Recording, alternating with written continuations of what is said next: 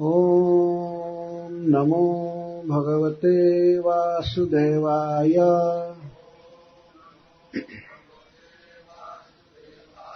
ॐ नमो भगवते वासुदेवाय।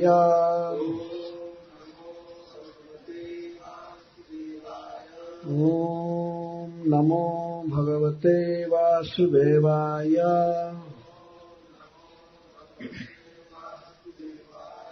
श्रीशुक उवाच कथितो वंशविस्तारो भवता सोमसूर्ययोः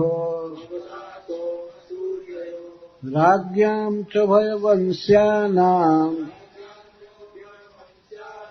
चरितं परमाद्भुतम्।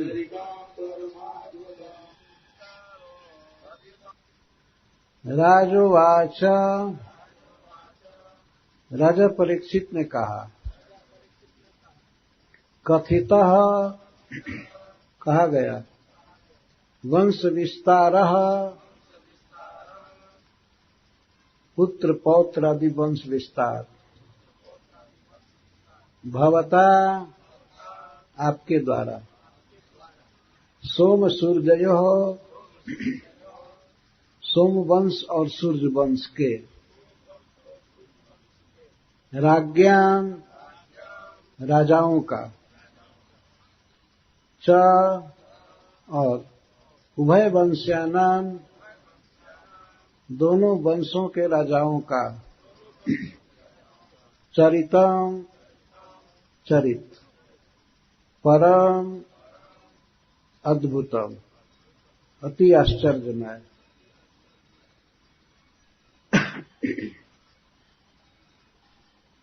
कृष्ण कथा की प्रस्तावना सुनकर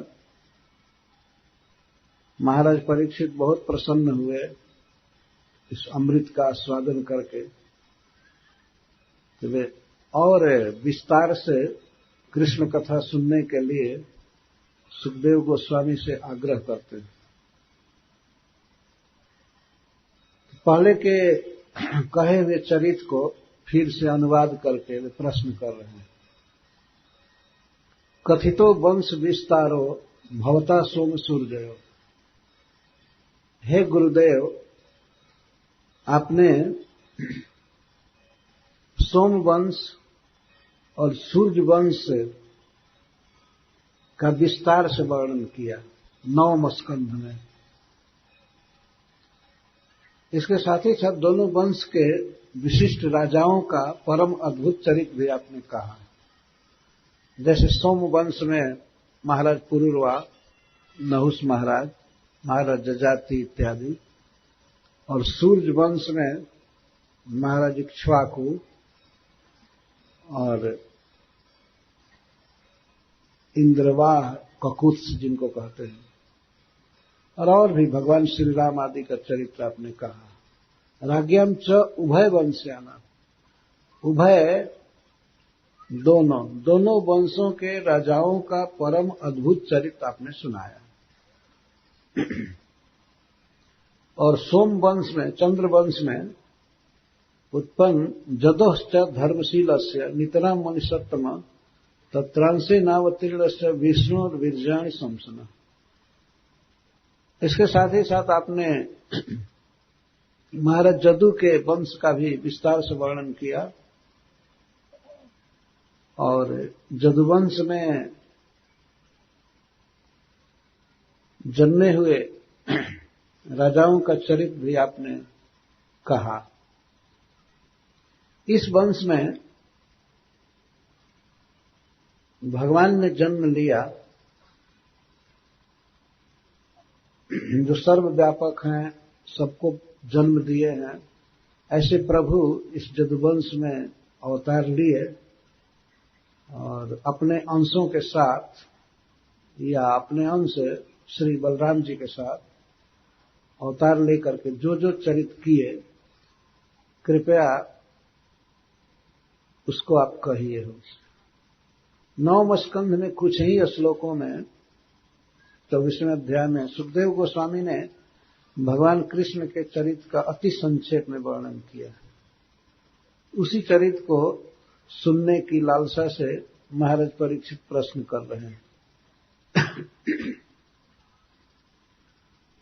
अवतीर्ज जदोर्वंशे भगवान भूत भावना कृतवान यानि विश्वात्मा तानि नो बद विस्तरात्। ये प्रश्न है। अवतीर्ज जदोर्वंशे, जदु महाराज के वंश में अवतीर्ज अवतार लेकर के सर्वात्मा विश्वात्मा भूत भावन भगवान ने जो जो चरित्र किया उसको विस्तार से समझाइए। आपने थोड़े में कहा, मैं इसको विस्तार से सुनना चाहता हूं। अवतीर्ज जदोर्वंशे भगवान भूत भावन कृतवान यानि विश्वात्मा तानि नो बद विस्तरात्। न का अर्थ है अस्मभ्य, हम लोगों के प्रति, हम जो यहां बैठे हैं ये सभी आपसे श्री कृष्ण कथा सुनना चाहते हैं, तब विस्तार से वर्णन कीजिए। भगवान श्री कृष्ण के दो गुण यहां वे व्यक्त कर रहे हैं महाराज परीक्षित।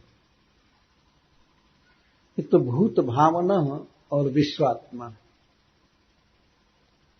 भगवान श्रीहरि कृष्ण समस्त जीवों को जन्म दिए हैं। भूत का अर्थ होता है जीव और भावना का अर्थ होता है पालन करने वाले, जन्म देने वाले और जन्म दे करके उनको पोषने वाले। जितने भी जीव हैं इस प्राकृतिक जगत में और इसके साथ ही साथ वैकुंठ में, सबका पालन भगवान करते हैं। इसलिए उनको भूत भावना कहते हैं। भूतानि भावयति पालयति स भूत भावना।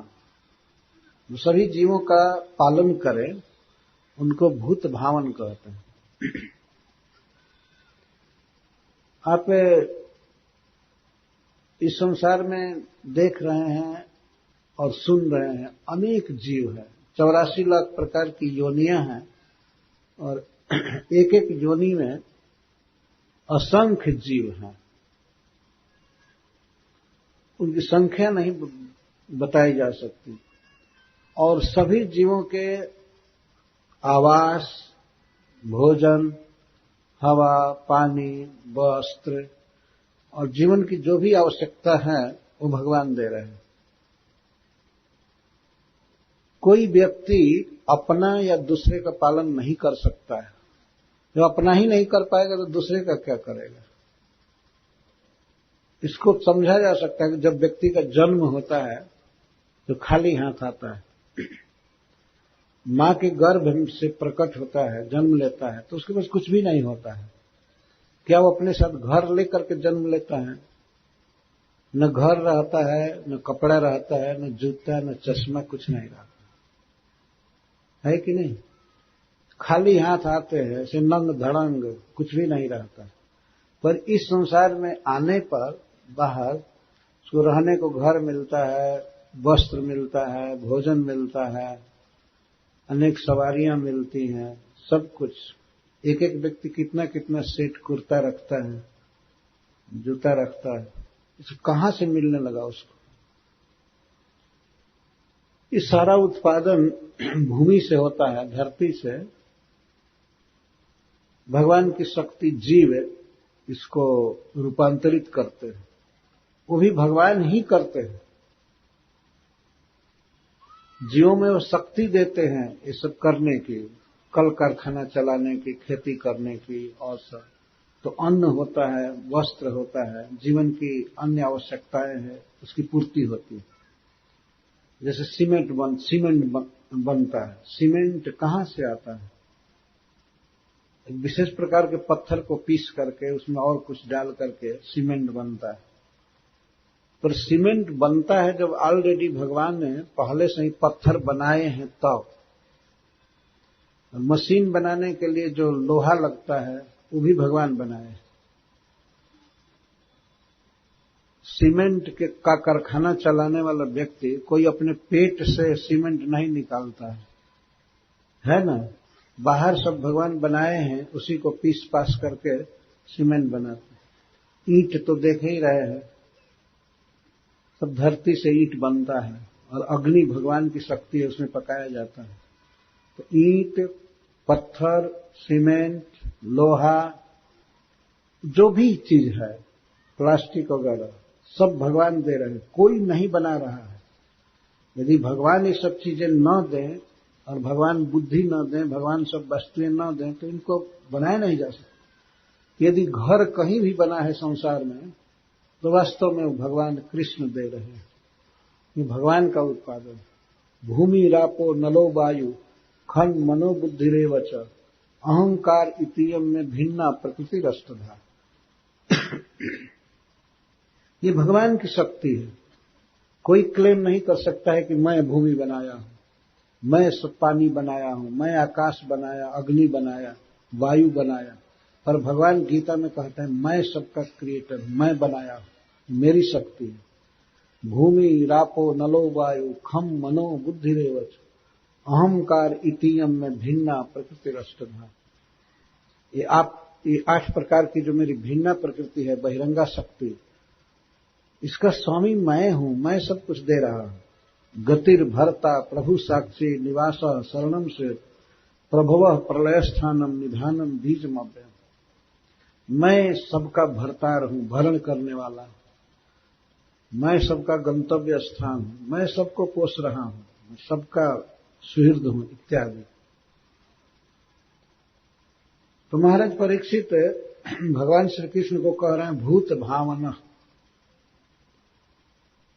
सभी जीवों का पालन करते हैं भगवान,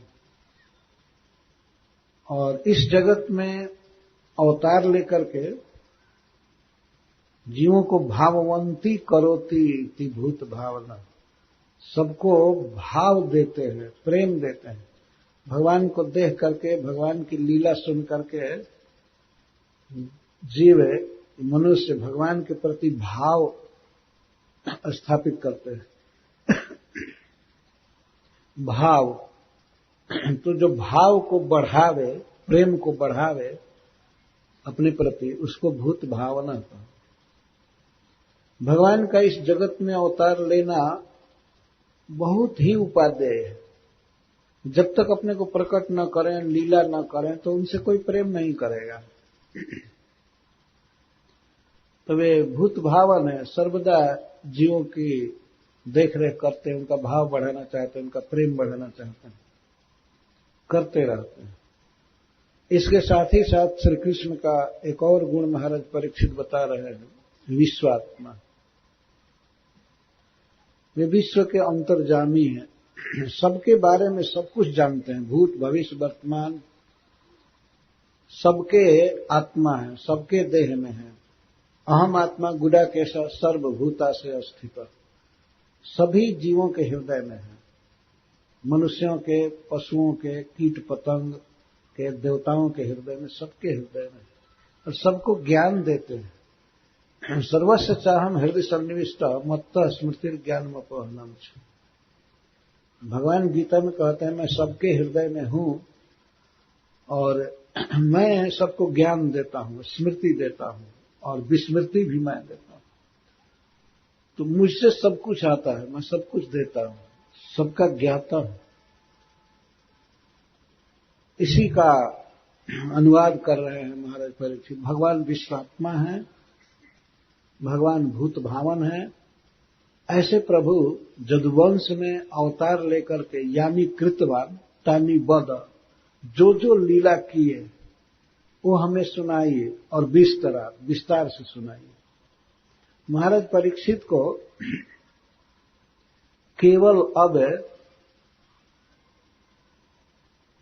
3 दिन जीना है, ये 3.5 दिन। चतुर्थे कृष्ण जन्मनि। भागवत में जब 7 दिन का क्रम बांटा गया तो कहा गया कि चतुर्थ दिवस के अंत में कृष्ण जन्म आना चाहिए। 3य अध्याय 10वां स्कंद। तो 7 दिन में 4 दिन लगभग उनका बीत चुका है। थोड़ा सा बात ये प्रश्न कर रहे हैं, 3 दिन जीना है, पर लालसा इतनी है भगवान की लीला को सुनने की, कहते हैं कि विस्तार से हमें सुनाइए। 3 दिन में क्या सुन सकते हैं, पर लालसा उत्कंठा इतनी है। जैसे किसी को सन्निपात होता है तो उसमें प्यास बहुत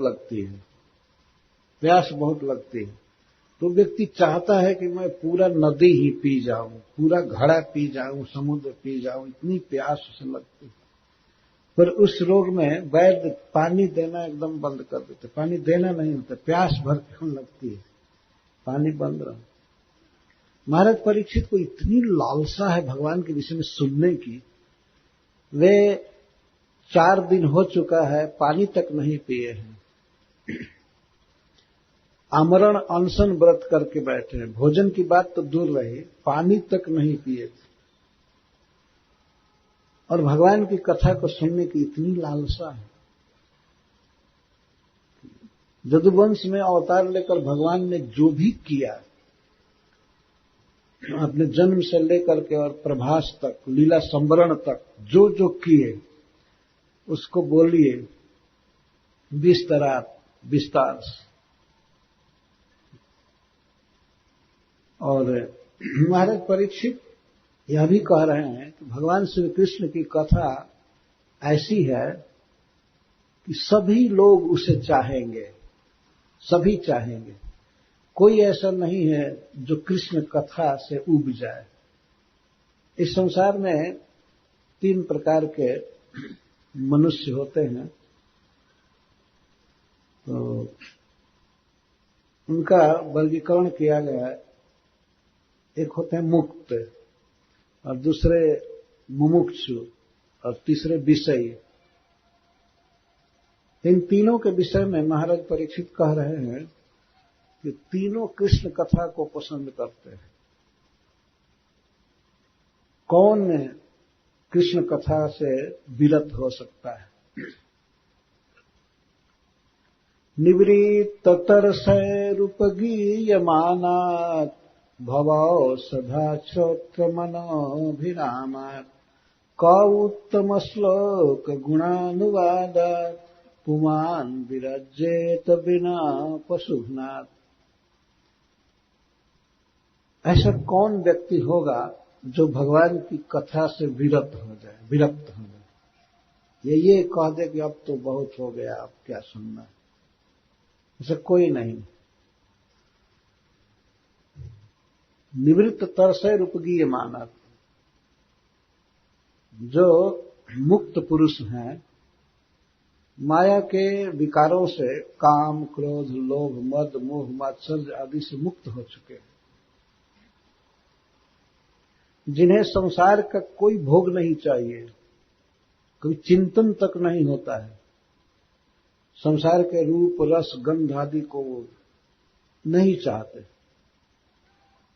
मुक्त हो गए हैं।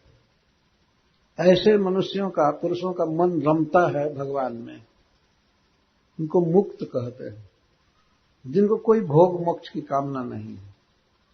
मोक्ष तो वो चाहता है ना कि जो मुक्ति नहीं पाया है, जो नहीं छूटा है, वो मुक्ति चाहेगा।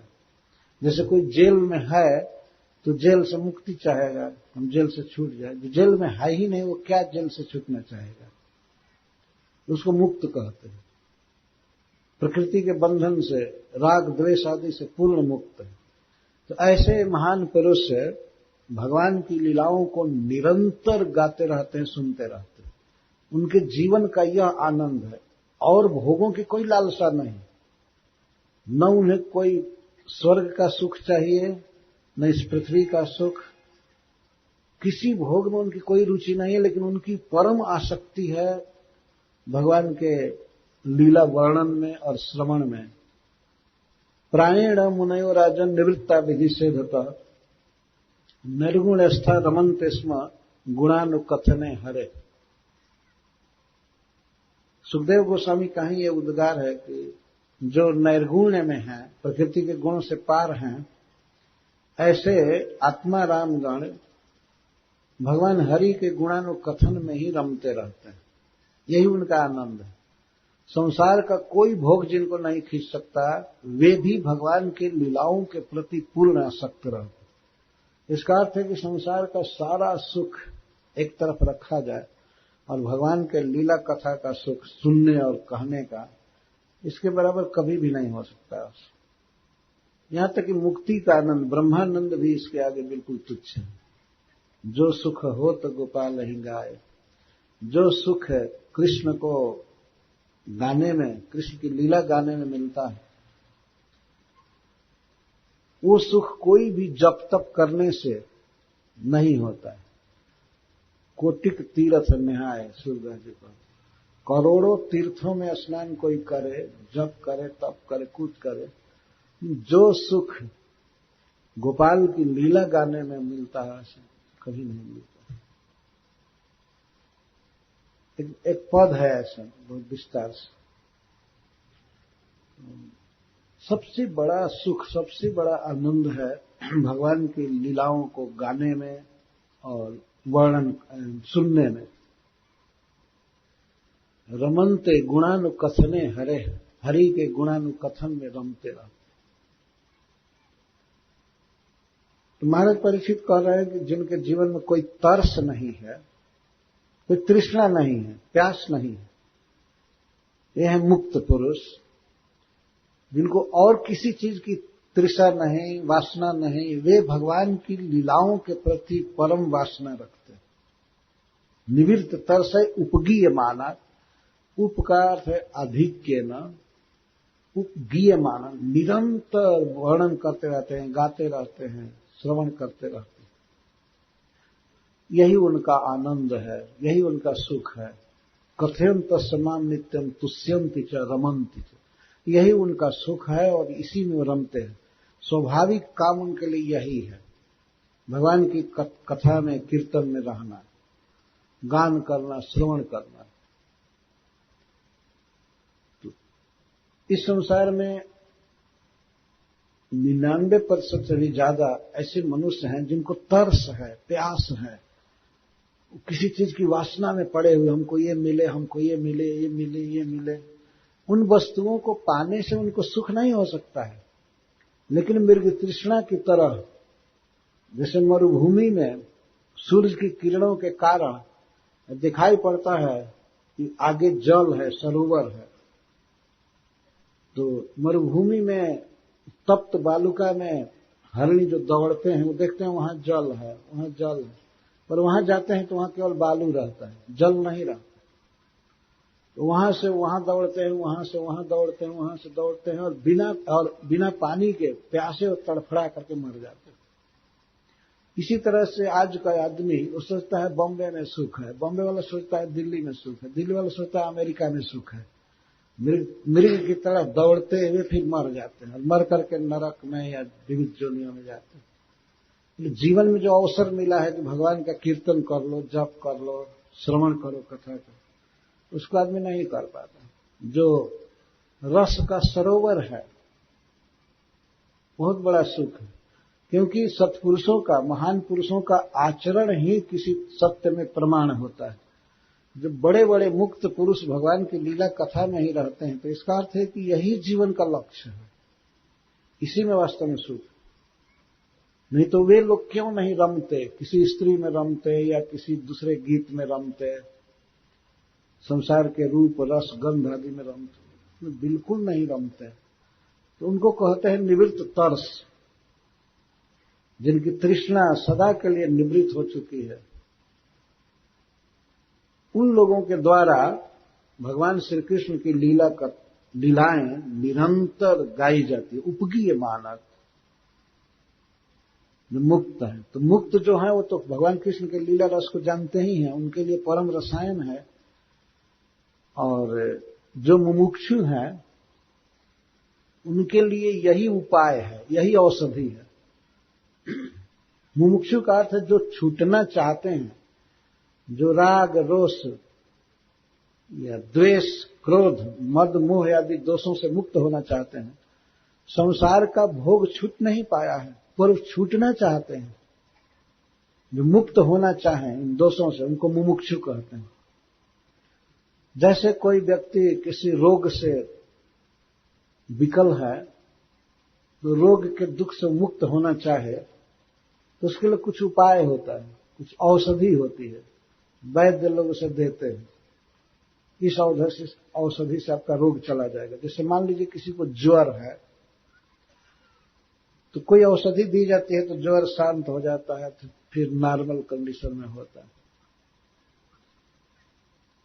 तो कुछ ऐसे साधक हैं, सिद्धों की तो बात कह दी गई, और कुछ ऐसे साधक हैं जो चाहते हैं कि उनका मन पूर्ण रूप से भगवान में लग जाए और भोगों की वासना आदि पूरी चली जाए, उनको मुमुक्षु कहते हैं। तो मुमुक्षुओं के लिए क्या उपाय है, क्या औषधि है? भवौषधात् निवृत्त तरसे रूपगीयमानात् भवौषधात् श्रोत्र मनोभिराम। भव की, जन्म मरण की, या जितने भी जीवन के दोष हैं, राग, द्वेष, मद, अभिमान, ईर्ष्या, जो भी है, ये सब एक रोग की तरह है। इनकी दवा क्या है शांत करने की? भगवान का उत्तम श्लोक का कीर्तन, गुणानुवाद।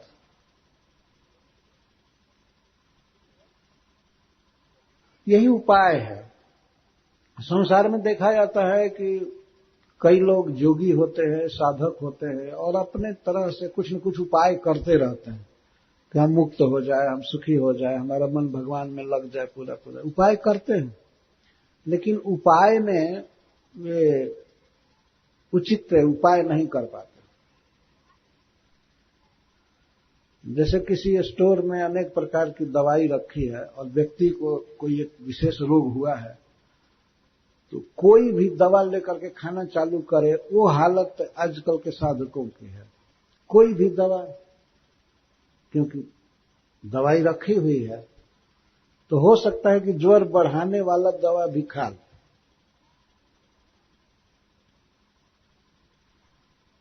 और मलेरिया हुआ है तो जलेबी खूब खा रहा है।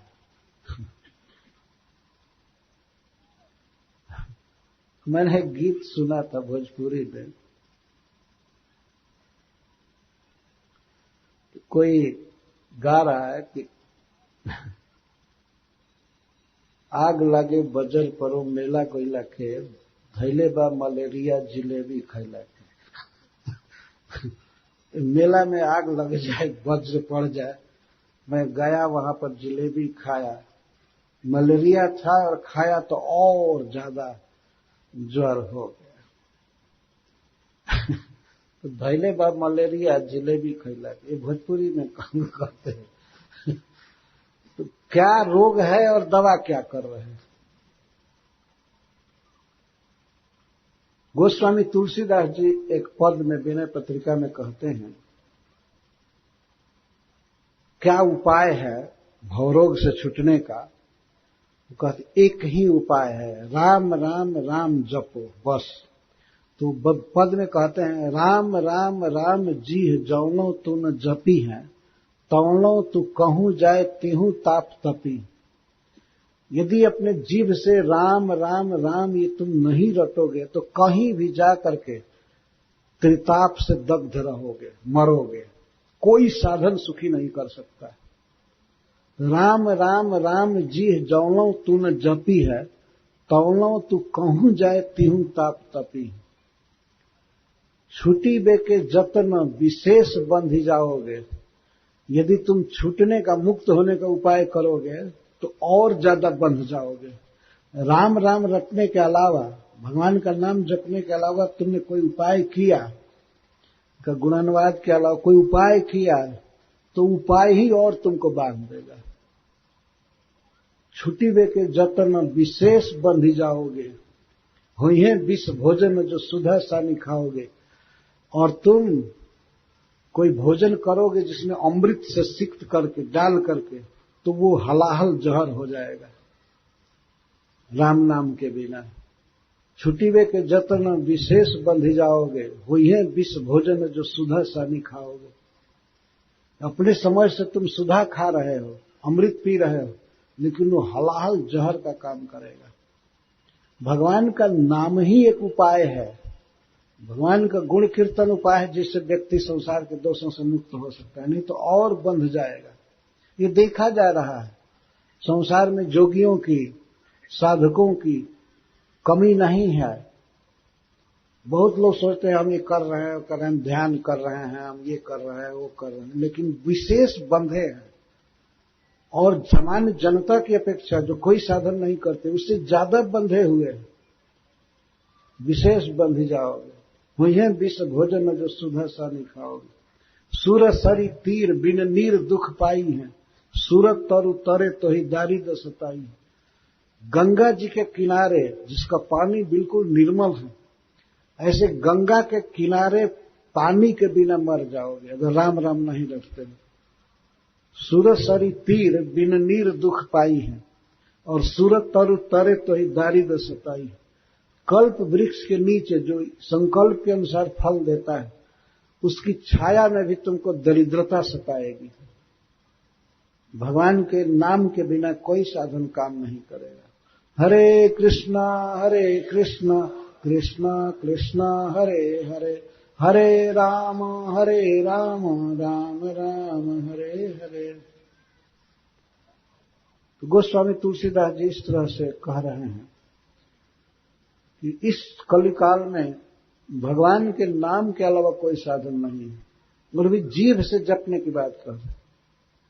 राम राम राम जी जौलों तुम जपी हैं, तौलों तो कहूं जाए तिहु ताप तपी। ये भगवान की कथा, भगवान का गुणानुवाद, यही उपाय है सब दोषों से मुक्त होने के लिए, कर्म बंधन से मुक्त होने के लिए। तो जो साधक हैं, साधना कर रहे हैं, चाहते हैं कि हम मुक्त हो जाए, तो उनको यही साधना करनी चाहिए कि भगवान के गुणों का कीर्तन करना चाहिए। इसके अलावा कोई साधन नहीं, यही उपाय है। और विषयी लोगों के लिए यही परम विषय है। विषयी उसको कहते हैं जो रूप रस गंध आदि में आसक्त है, संसार के भोगों में आसक्त है, इंद्रियों के विषयों से जिनको बड़ा प्रेम है। वो कुछ बात सुनना चाहते हैं। जैसे विषयी लोगों को देखा जाता है कि वे इस बात को ज्यादा पसंद करते हैं कि कोई लड़का किसी लड़की में आसक्त है, अब दोनों मिलना चाहते हैं। अनेक उपन्यास हैं, अनेक पत्र पत्रिका है, और अखबार में भी कुछ सेक्शन आता है जिसमें यही सब वर्णन है। चाहते हैं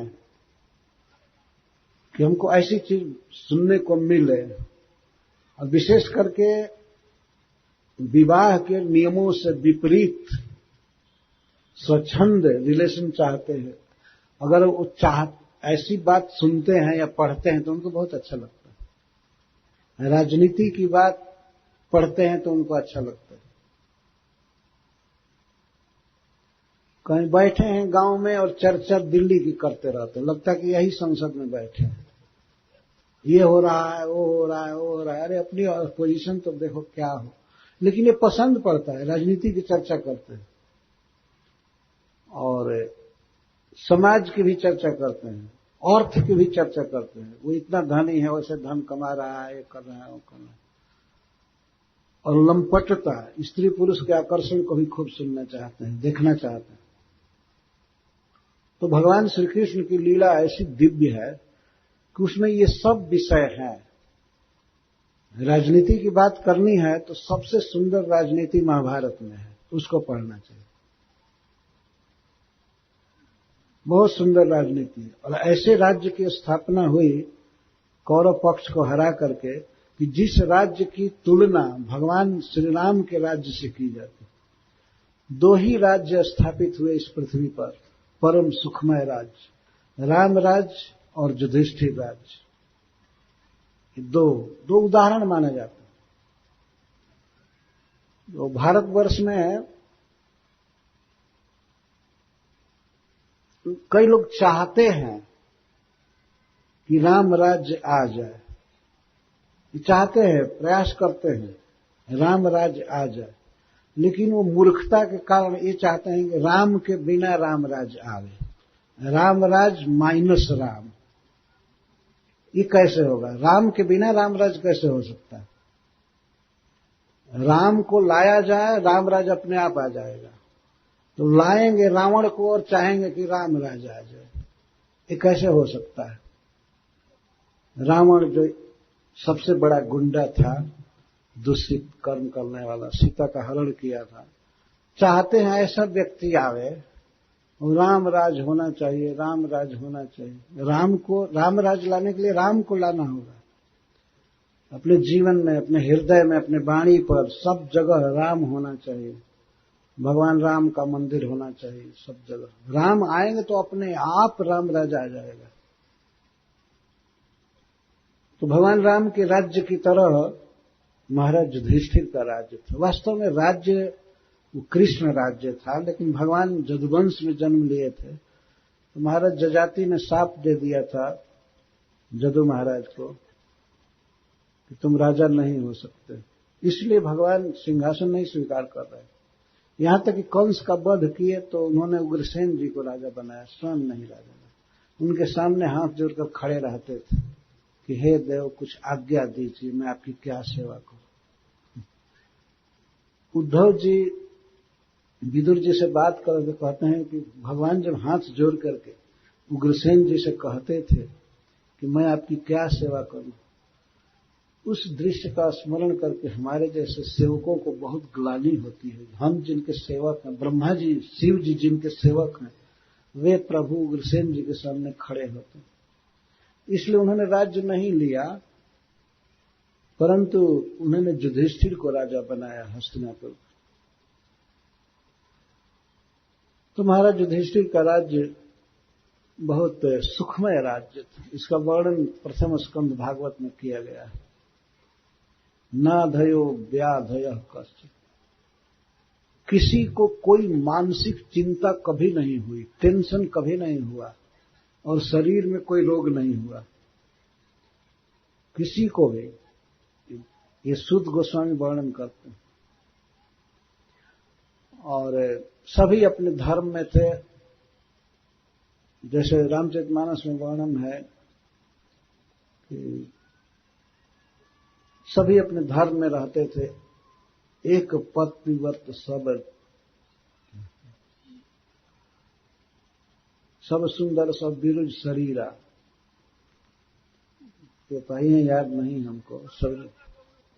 हाँ, सब सुंदर सब विरुज शरीरा, सभी सुंदर थे, सभी बिना रोग के शरीर। और यहां तक कि प्रकृति इतना सुंदर व्यवस्था करती थी कि मांगे बारिद देहि जल रामचंद्र के राज।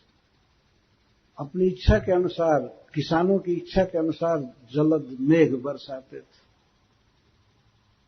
एक बार एक व्यक्ति ने हमसे पूछा कि अलग अलग किसान जो चाहते थे तो उनके खेत में पानी बरसता था। नहीं, यह बात नहीं है।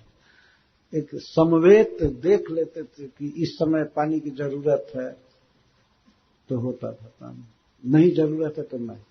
जैसे इस समय फसल की कटनी हो रही है तो कोई पानी की जरूरत नहीं, पर गेहूं आदि के लिए जरूरत होती है तो उसके अनुसार वो दे देते थे बादल। मांगे बारिद देहि जल रामचंद्र के राज। और रवि तप जितने ही काज, सूर्य का प्रकाश उतना ही आता था जितना चाहिए। यह नहीं कि हाय हाय हाय हाय करने लगे और इसके बाद फिर जाड़ हाय हाय हाय, ऐसा कभी नहीं होता था भगवान के राज्य में। चंद्रमा उतना ही प्रकाश देते थे जितना चाहिए, सूर्य भी उतना ताप देते थे जितना चाहिए। गोस्वामी तुलसीदास जी यहां तक कहते हैं कि भगवान का राज्य इतना आनंदमय था, भगवान राम का, कि दंड नाम की कोई चीज ही नहीं थी। दंड था बस एक ही, दंड जतिन कर। सन्यासियों के हाथ में केवल दंड रह गया था और वहां कोई अपराध करता ही नहीं था, इसलिए दंड का कोई प्रश्न नहीं था। दंड जतिन कर भेद जहां नर्तक नृत्य समाज, और भेद शब्द नहीं था। कोई किसी से घृणा नहीं करता था, सब प्रेम करते। सब नर करहि परस्पर प्रीति, सभी मनुष्य आपस में प्रेम करते थे, भेद नहीं था। भेद एक ही जगह था, वो नाचने गाने वालों में ताल स्वर आदि का भेद, भेद शब्द वही प्रयुक्त होता था। दंड जतिन कर भेद जहां नर्तक नृत्य समाज, मांगे बारिद देहि जल रामचंद्र के राज। बहुत सुखमय राज था, और यह कोई कल्पना नहीं है, यह सत्य है। भगवान के प्रभाव से सब हो रहा है। साधकों के लिए, विषयों के लिए यही परम विषय है। उनको कथा चाहिए ना, तो अखबार न पढ़ करके भागवत पढ़े, उपन्यास न पढ़ करके महाभारत पढ़े। उसमें उत्कृष्ट विषय है, और इस विषय को पढ़ने पर व्यक्ति आनंदित तो होगा ही, श्रोत्र मनोभिरामात, उसके कान को सुनने पर तृप्ति होगी और मन में बहुत अच्छा लगेगा, और इसके साथ ही साथ तो मुक्त हो जाएगा। परम रसायन है विषयों के लिए। इससे अधिक सुंदर क्या मिलेगा? जैसे किसी को अगर युवक युवती के आकर्षण, उनके बातों को सुनने में रस मिलता है, तो चाहिए कि वो दशम स्कंद पढ़े, श्री गोपी जनों के साथ जो भगवान की लीलाएं हैं उसको पढ़े। आखिर ऐसे ही में उसको आनंद मिल रहा है, तो भगवान कृष्ण की लीला में सब कुछ है, वो उसको पढ़े। उसको पढ़ने से उससे बेहतर सुख मिलेगा, और ऐसा सुख जिस सुख का कभी नाश नहीं होगा, अनंत सुख मिलेगा। ऐसा नहीं है कि भगवान केवल राजनीति किए या केवल गाय चराए और विषयों के लिए कुछ चीज नहीं दिए। दिए हैं, पर्याप्त दिए। इतना सुंदर विषय। गोपी जनों के साथ भगवान का विवाह नहीं हुआ था, लेकिन वे कृष्ण से प्रेम करती थी, कृष्ण में परम आसक्त थी, लोक धर्म वेद धर्म सब छोड़कर। तो आजकल भी लोग चाहते हैं कि परिवार का धर्म या परंपरा विवाह आदि की छोड़ करके बस स्त्री पुरुष का मिलन हो, और उसको लोग बहुत चाव से सुनते हैं, पढ़ते हैं। तो भगवान की लीला में यह भी है। भगवान की लीला में समाज शास्त्र है, अर्थशास्त्र है, कैसे धन कमाना चाहिए, कैसे करना चाहिए, सब है। और यदि किसी की गृहस्थी के विषय में सुनना हो, स्त्री पुरुष को कैसे रहना चाहिए, कैसे धन कमाना, कैसे बाल बच्चा पैदा करना और विवाह, वो भगवान कृष्ण की लीला में, द्वारका लीला में पर्याप्त है, देखा जा सकता है। और राजनीति तो वैसी कोई कर ही नहीं सकता है जो भगवान ने किया। अद्भुत तरीके हैं भगवान के, अद्भुत उनकी लीला है। वे महाराज युधिष्ठिर को राजा बना ही दिए।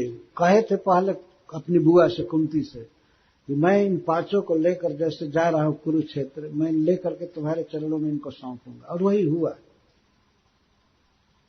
और राजनीति माने राजा की नीति इसलिए नहीं कि केवल वोट लड़ करके हम कुछ पद पर हो जाए। वास्तव में जनता को सुखी करने की होड़ थी महाराज युधिष्ठिर में।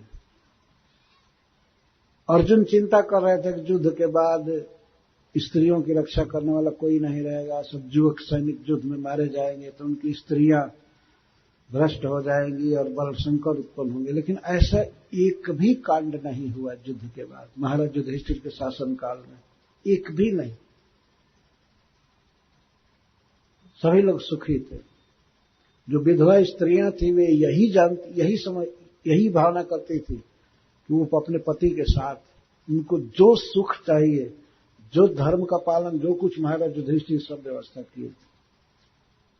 अर्जुन रो रहे थे, गीता के पहले अध्याय में आप लोग पढ़ते हैं, कितना रो रहे थे, चिंता कर रहे थे स्त्रियों के विषय में और पितरों के विषय में। लुप्त पिंडोदक क्रिया, पितर नरक में गिर जाएंगे, ये हो जाएगा, वो हो जाएगा, कुछ भी नहीं हुआ। यह यहाँ कही जा रही बात कि भगवान श्री कृष्ण की लीलाओं में सारे विषय हैं, सारे विषयों को उन्होंने कवर किया है और केवल सुनने मात्र से परम आनंद भी मिलता है कान को और मन को, और इसके साथ साथ भगवान में प्रेम बढ़ता है और जीवन के सारे दोष नष्ट हो जाते हैं। इसीलिए महाराज परीक्षित कहते हैं कि श्रोत्र मनोभिरामात्, श्री कृष्ण की लीलाएं श्रोत्र कर्णों को और मन को अभिरामात् परम सुख देती है।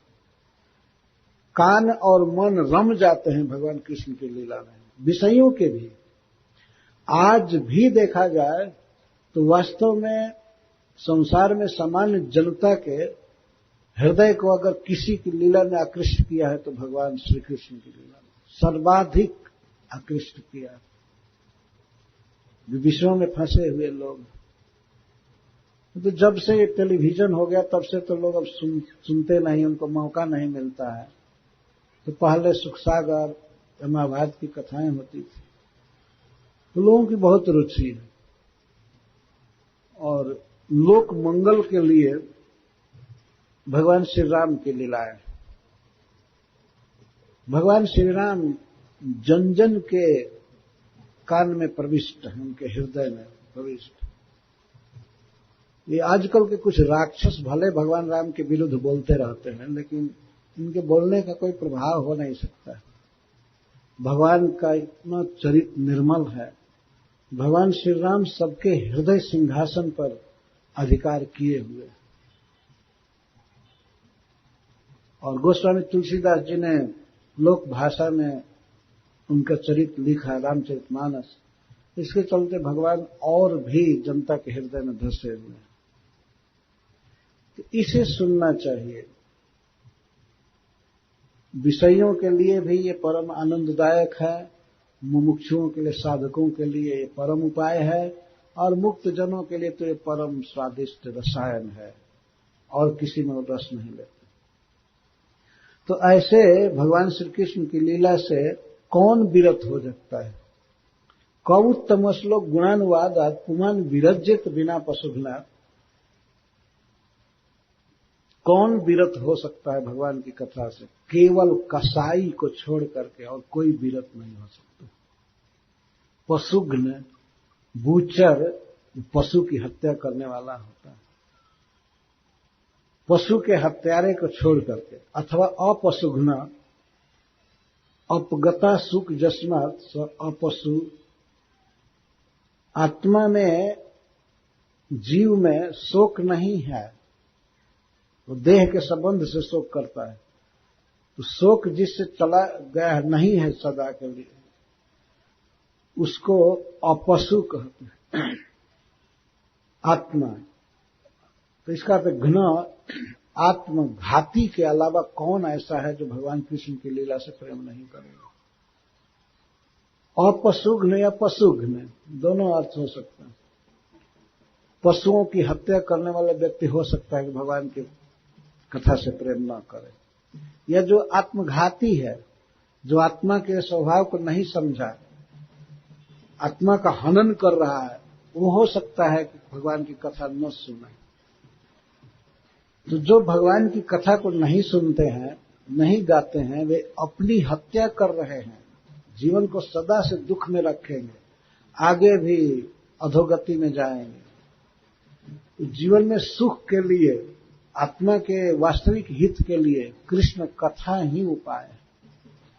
तो महाराज परीक्षित कह रहे हैं, कौन ऐसा है जो भगवान की कथा से विरत हो जाए? केवल आत्मघाती या बूचर को छोड़ करके और कोई भी विमुख नहीं हो सकता। सबके लिए कृष्ण कथा परम उपादेय है। इसके बाद महाराज परीक्षित कहते हैं, अब अपने परिवार के साथ, अपने दादा के साथ भगवान का जो संबंध था महाराज युधिष्ठिर, भीमसेन, अर्जुन आदि के प्रति, उसकी याद कर रहे हैं। भगवान हमारे कुल के सर्वस्व हैं, इष्ट हैं, उनकी कथा तो मेरे लिए अवश्य ही श्रवणीय है। पिता महा में समरे, क्या है, पिता महा में समरे मरंजय देवा व्रताद्या तीर्थैस्तिमिंगलैः दुरत्ययम् कौरव सैन्य सागरम् कृत्वा तरन् वत्स पदम् स्मृजत्प्लवः। सुखदेव गोस्वामी से महाराज परीक्षित कह रहे हैं कि मैं पितामहा, मम पितामहा, हमारे पितामह गण 5 भाई युधिष्ठिर महाराज, भीमसेन, अर्जुन, नकुल और सहदेव, ये इनके पितामह।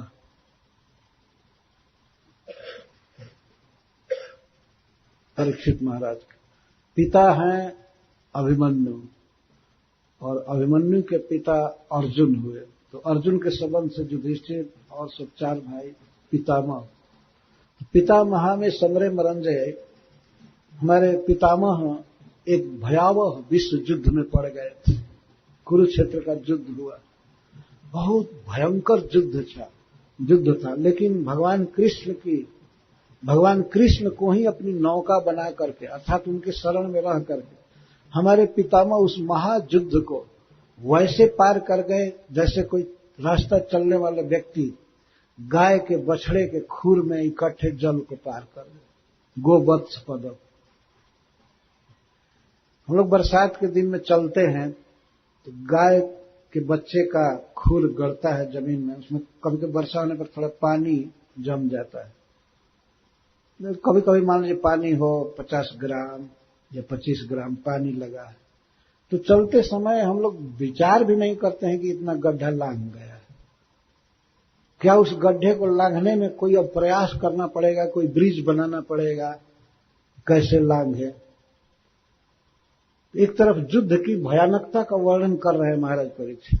पितामह में समरे, हमारे पितामह गण समर में अमरन जैर देवव्रतादा तीर्थैस्तिमिंगलैः। वो समर क्या था, वो एक महाजलधि के समान था, समुद्र के समान, और उसमें अमरन जय, देवताओं को भी जीतने वाले, देवताओं को भी वश में करने वाले, और इच्छा मृत्यु, भीष्म, पितामह आदि महारथी, अतिरथी, बड़े बड़े तिमिंगल मत्स्य की तरह भय उत्पन्न कर रहे थे। बड़े समुद्र में बड़े बड़े मत्स्य रहते हैं, तो उसमें एक तिमिंगल है। तिमी 10 योजन का होता है मत्स्य, 10 योजन का मत्स्य होता है। हमने देखा है कुछ बड़े बड़े जलचरों को, जल के हाथी को हमने देखा है अफ्रीका में। वो कभी तट पर आते थे और तैरते थे, तो कहे कि मैं पूछा कि इतना बड़ा ये कौन जीव है, तो जल का हाथी है। अंग्रेजी में कुछ दूसरा नाम है, हिंदी में उसको जल का हाथी कहते हैं। बहुत बड़े बड़े शरीर वाले जीव जल में रहते हैं। तो तिमी कहते हैं जो 10,000 योजन लंबा होता है, और उसी अनुपात में मोटा होता है। 10,000 नहीं, 10,000 नहीं, 10 योजन, तो 1 योजन 4 कोस का होते हैं, 40 कोस, 80 माइल का जीव होता है, उसको तिमी कहते हैं। और तिमी को भी तिमीमपि गिलति कंठे करोति स तिमिंगल, तिमी को भी अपने गले में जो ले ले उसको तिमिंगल कहते हैं। बताइए, 80 माइल मत्स्य को कोई खा जाए उसको तिमिंगल कहते हैं, वो कितना बड़ा होगा। वो ऐसे बताया गया है कि वो 100 योजन का होता है मत्स्य। ये भीष्म पितामह, कर्ण, कृपाचार्य, अश्वत्थामा, विकर्ण, ये सब तिमिंगल की तरह थे उस समर महासागर में, जिससे पार पाना तो कठिन था, असंभव था वास्तव में। पड़ते ही ये खा जाने वाले, युद्ध चालू हुआ कि ये मार देने वाले थे। ये अर्थ, इतना भयावह युद्ध हुआ। लेकिन ऐसे महासमर को हमारे पितामह वैसे पार कर गए, भगवान को नौका बनाकर उनकी कृपा से, जैसे कोई रास्ता चलने वाला गोवत्स को पार कर जाता है। इन्हें कोई प्रयास नहीं करना पड़ा। उस विकट समर जो युद्ध महासागर में इनको तैरना नहीं पड़ा, परिश्रम नहीं करना पड़ा, आसानी से जीत गए। एक कविता में श्रीपाद शंकराचार्य ने इसको लिखा है कि उसको तो रण नदी कहते हैं। कौरवों की सेना या वो युद्ध, वो सेना क्या थी, एक भयावह बरसात में उमड़ी हुई नदी के समान थी। और पहाड़ी नदी बहुत विस्तार से, जैसे ब्रह्मपुत्र नदी है, इतनी भयावह, उसकी धारा बहुत जोर से गिरती है और बहुत तेज जाती है। उसमें कोई पड़ जाए, नौका लेकर, नौका के साथ ही उसका पता नहीं चलेगा कहां गया, किसी पहाड़ से गिर करके और कंदरा में कहां कहां ऐसे। तो श्रीपाद शंकराचार्य वर्णन करते हैं, भीष्म द्रोण तथा तटा, भीष्म द्रोण तटा जयद्रथ जला, गांधार नीलोपला। कौरवों की जो सेना रूपी नदी थी, वो रण नदी, युद्ध नदी, उसके दोनों तट कौन थे? भीष्म पितामह और द्रोणाचार्य। भयानक तट, ऐसा नहीं कोई घाट बनाया हुआ चिकना, भयावह पहाड़ी नदी और उसके दोनों तट थे भीष्म पितामह और द्रोणाचार्य। भीष्म द्रोण तटा जयद्रथ जला, और जयद्रथ उसमें जल था, भयावह जल उमड़ा हुआ, भरा हुआ, बहुत तेज गति से जयद्रथ जला। गांधार नीलोपला, और गांधार देश का राजा शकुनी, वो नदी में पहाड़ था, नीला नीला पत्थर था। वो नीला पत्थर जल में दिखाई नहीं पड़ता था। ये वास्तव में शकुनी बड़ा कपटी था। जैसे नदी में कभी पत्थर छिपा रहता है, पता नहीं चलता है, कोई नौका लेकर चले तो नौका ही फट जाएगी, मर जाएगा वो व्यक्ति। तो गंधार राज्य शकुनी नीला काला पत्थर था उस नदी में, पूरा चट्टान शुरू से अंत तक वही सारा योजना किया था। बहुत बदमाश था शकुनी। तो वो नीले पत्थर की तरह था नदी में। और शल्य ग्राहवती, शल्य थे वे उस नदी के ग्राह थे। उसमें चलना तैरना तो बिल्कुल कठिन ही था, कोई भी खा जाता, मर जाता है। शल्य ग्राहवती कृपेन वहनी, और कृपाचार्य उस नदी की धारा थे, प्रवाह थे। कर्णेन वेलाकुला, और कर्ण क्या था? उस नदी की वह तरंग था जो तट से टकराती रहती है। नदी जब उफनती है तो कभी कभी आपने देखा होगा तट से बहुत टकराती है, दोनों तट से चलती है। तो कर्ण उसमें वह तरंग था, वो लहर था जो बेला से तट से टकराती थी लहर। अश्वत्थाम विकर्ण घोर मकरा, अश्वत्थामा और विकर्ण ये घोर मकर थे उस रण नदी में। और दुर्योधनावर्तिनी, दुर्योधन उसमें आवर्त था, भंवर था। उस नदी में भंवर बहुत बड़े बड़े थे। दुर्योधनावर्तिनी, उस रण नदी में दुर्योधन भंवर का काम कर रहा था। सो तीर्णा खलु पांडव रण नदी कैवर्त कह केशव, पर उस नदी को पांडव पार कर गए, रण नदी को, क्योंकि नाविक केशव थे।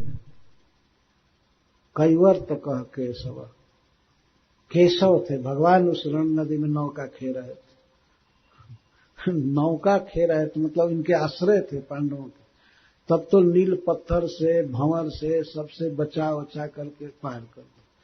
सा उत्तीर्णा रण नदी, वह युद्ध की नदी पार कर ली गई पांडवई, क्योंकि कैवर्त कह केशव, क्योंकि मल्लाह भगवान कृष्ण थे, उसको पार कर गए। पर महाराज परीक्षित तो इससे भी और बात कह रहे हैं कि वो तो महासमर्थ था, भयंकर तिमिंगल से भरा हुआ, भयंकर जल जीवों से भरा हुआ।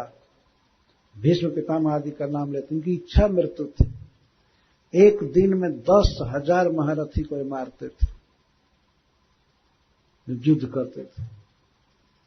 इन्होंने प्रतिज्ञा कर लिया कि या तो अर्जुन मारे जाएंगे युद्ध में एक दिन, और नहीं तो कृष्ण को अपनी प्रतिज्ञा तोड़नी पड़ेगी।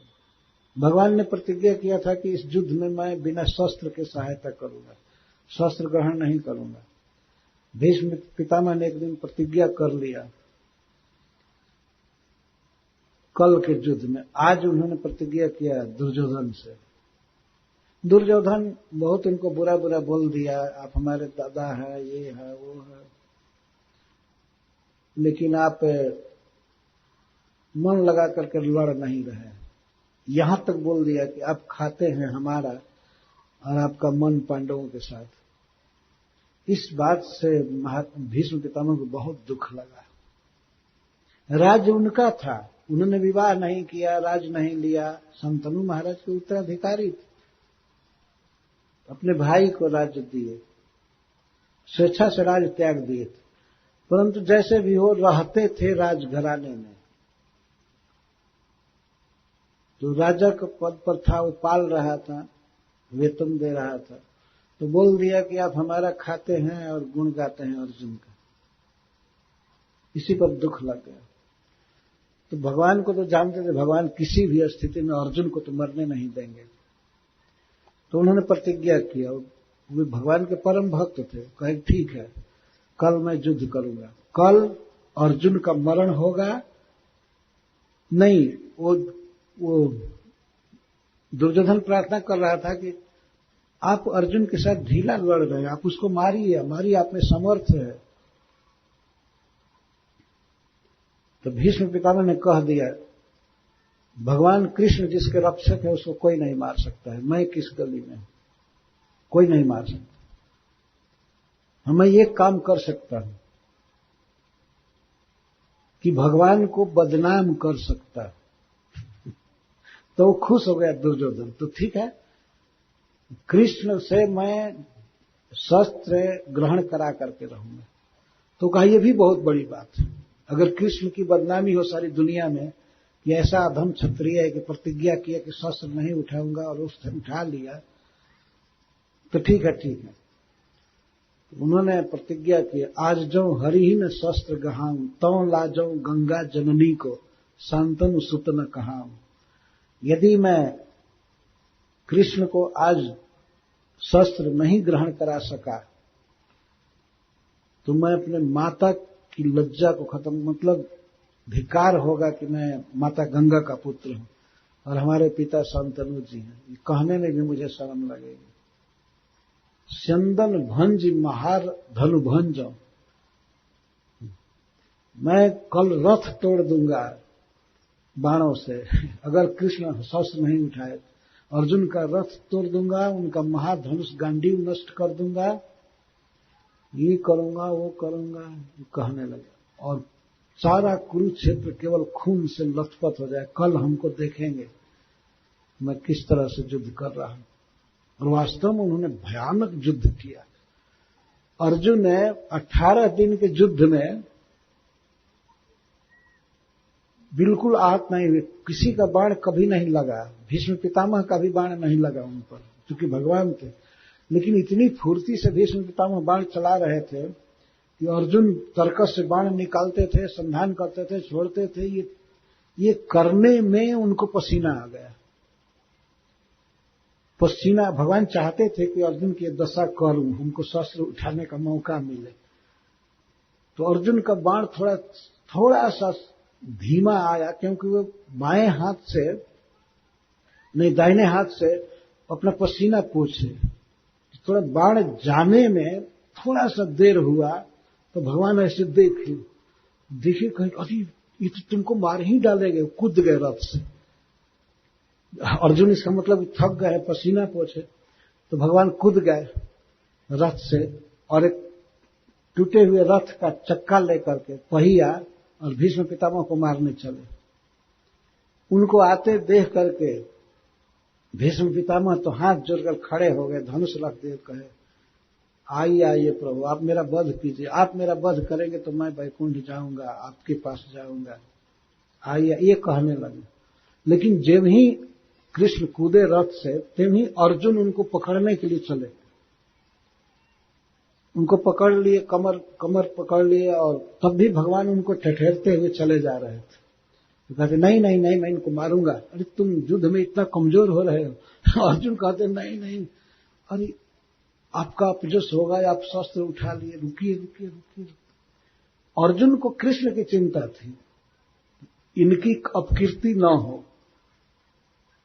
और भगवान को अर्जुन की चिंता है। तो इस तरह से भगवान ने अस्त्र उठा लिया था। ऐसी अनेक घटनाएं हैं। उस रण नदी में भीष्म पितामह आदि तिमिंगल थे, लेकिन जट प्लवाह, जिनको नौका बना करके हमारे पितामह वत्स पदम, जट प्लवाह नौका बना करके वत्स पदम कृत्वा अतरम, उस महायुद्ध समुद्र को, महासागर के वे लोग बछड़े के खुर का गड्ढा बना करके पार हो गए। वत्स पदम कृत्वा अतरम, पार हो गए। उसी घटना की महाराज परीक्षित अपने जीवन के शेष में याद कर रहे हैं। भगवान हमारे पितामहों से कितना प्रेम किए, अर्जुन से विशेष करके।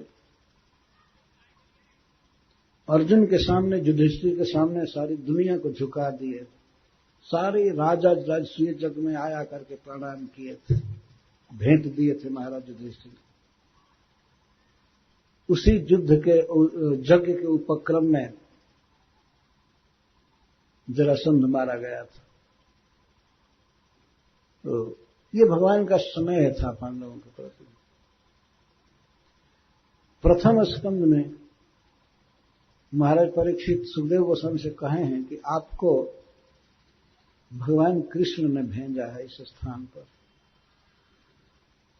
आप श्रीमद् भागवत के अध्येता हैं, हमको कृष्ण कथा सुनाने के लिए कृष्ण ने आपको भेजा है, मैं ऐसा मानता हूं। तो आज भी वही बात कह रहे हैं कि हमारे पूर्वजों से, पितामहों से भगवान बहुत स्नेह करते थे, तो हमसे भी करते हैं। और इतना कहकर के कहते हैं, हमारे पितामहों से तो श्री कृष्ण प्रेम करते ही थे, हमारे साथ तो हमारा जो इस सामने शरीर है आपके, ये कृष्ण के द्वारा रक्षित हुआ है, कृष्ण इसको बचाए हैं। द्रोण्यस्त्र विप्लुष्टमिदं मदंगम संतान बीजम कुरु पांडवानां जुगोपकुक्षिं गतयात चक्रो मातुश्च में यह शरणं गतायः। द्रोण्यस्त्र विप्लुष्टमिदं मदंगम, द्रोणी, द्रोण पुत्र अश्वत्थामा के ब्रह्मास्त्र से मेरा यह शरीर बिल्कुल झुलस जल गया था। महाभारत में वास्तव में लिखा गया है कि युधिष्ठिर की, परीक्षित की मृत्यु हो गई थी गर्भ में। और ये भी वैशंपायन जी कहते हैं कि परीक्षित का मरा हुआ शरीर जला हुआ बिल्कुल ब्रह्मास्त्र से, वो गर्भ के बाहर पड़ा था, लेकिन भगवान ने उसको जीवित किया। तो श्री परीक्षित महाराज कहते हैं, द्रोण्यस्त विप्लुष्टमिदं मदंगम, मदंगम मेरा अंग, मेरा शरीर अश्वत्थामा के ब्रह्मास्त्र से बिल्कुल नष्ट हो गया था, विप्लुष्ट, मर गया था। इसका अर्थ यह है कि यदि भगवान नहीं बचाए होते मेरे मां के गर्भ में जाकर के, तो मैं मर ही चुका था। कोई ऐसी स्थिति थी, मान लीजिए कोई कार्य हुआ है, नहीं है, लेकिन वो ये कहा जाता है कि हो गया था। जैसे मान लीजिए कोई व्यक्ति किसी महारोग से बहुत सफर कर रहा है, दुख भोग रहा है, और सारे डॉक्टर जवाब दे चुके कि नहीं बचेगा, और कोई भी औषधालय हॉस्पिटल जवाब दे दिया, कोई दवा काम नहीं कर रही, सब लोग कह दिए कि ये मरेगा। अभी मरा नहीं है, लेकिन दूसरा कोई यही कहेगा कि वो तो मर गया, खत्म हो गया, है ना, कहेगा ना। जब सारे डॉक्टर जवाब दे चुके, कोई दवा काम नहीं करे, तो यही कहेंगे कि मर गया। वही बात महाराज परीक्षित कह रहे हैं, मैं मर गया था, यदि भगवान मुझे नहीं बचाए होते तो मैं मर गया होता। मरना निश्चित था, ब्रह्मास्त्र को कौन विफल कर सकता है। मेरी मां जब कृष्ण के शरण में गई, शरणम गताया, हे द्वारिकानाथ, भले मैं मर जाऊं लेकिन मेरा बच्चा नहीं मरना चाहिए, मेरे गर्भ में जो बच्चा है वो नहीं मरना चाहिए, भले मैं मर जाऊं, मैं तो ऐसे ही मरी हुई हूं, मैं विधवा हो गई हूं, मेरे पति नहीं है, तो आधी तो मैं मरी हूं, ये ब्रह्मास्त्र हमको जला दे, हमको मारे, लेकिन हमारे बच्चे को नहीं। तो जब इस तरह से उत्तरा भगवान कृष्ण की शरण में गई, भगवान उसमें रथ पर थे, तो रथ पर बैठे बैठे ही एक अपने दूसरे स्वरूप से, इसी प्रकार के स्वरूप से बहुत सूक्ष्म बन करके, चूंकि वो महाजोगेश्वरेश्वर है, वे उत्तरा के गर्भ में चले गए, उत्तरा के मुख में प्रवेश किए, और मुख में प्रवेश करके उसके बाद गर्भ में चले गए, और वहां जाकर के चतुर्भुज रूप में होकर के गदा घुमा रहे थे गर्भ के चारों तरफ, और सुदर्शन चक्र भी ले गए थे।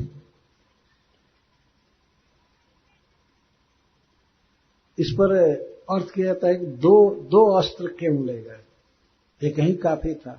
तो भगवान ने भक्त के स्नेह बस से सोचा कि शायद कोई एक फेल हो जाए तो दूसरा काम करेगा तो ले गए सुदर्शन चक्र को, लेकिन सुदर्शन चक्र से काम नहीं लिए, और गदा घुमा रहे थे, उनके गदा के तेज से ब्रह्मास्त्र स्पर्श नहीं कर सका महाराज परीक्षित को।